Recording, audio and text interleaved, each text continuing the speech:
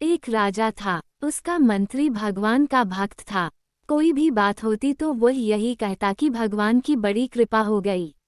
एक दिन राजा के बेटे की मृत्यु हो गई। मृत्यु का समाचार सुनते ही मंत्री बोल उठा, भगवान की बड़ी कृपा हो गई। ये बात राजा को बहुत बुरी लगी, पर वह चुप रहा। कुछ दिनों बाद राजा की पत्नी की भी मृत्यु हो गई।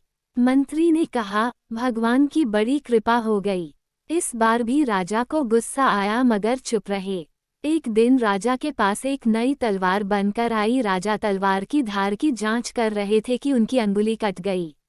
मंत्री पास में ही खड़ा था, उसने फिर भी वही बात दोहराई।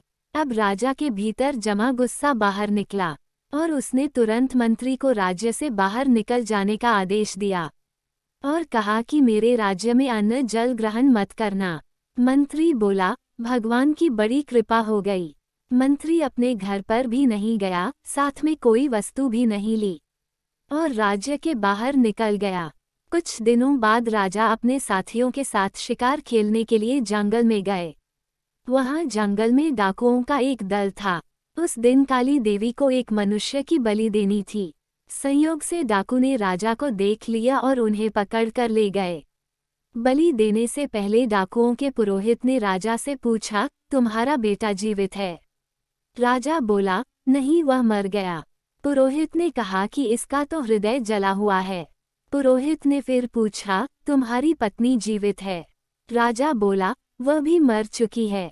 पुरोहित ने कहा कि यह तो आधे अंक का है, अतः बलि देने योग्य नहीं है, परंतु हो सकता है कि यह मरने के भय से झूठ बोल रहा हो। पुरोहित ने राजा के शरीर जांच की तो देखा कि उसकी एक उंगली कटी हुई है।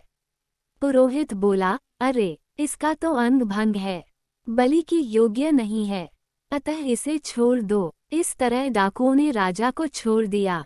राजा ने नगर लौटते ही अपने आदमियों को आज्ञा दी कि हमारा मंत्री जहां भी हो उसको तुरंत वापस लाओ, क्योंकि राजा को उसकी बात समझ में आ गई थी कि जो कुछ होता है भले के लिए ही तो होता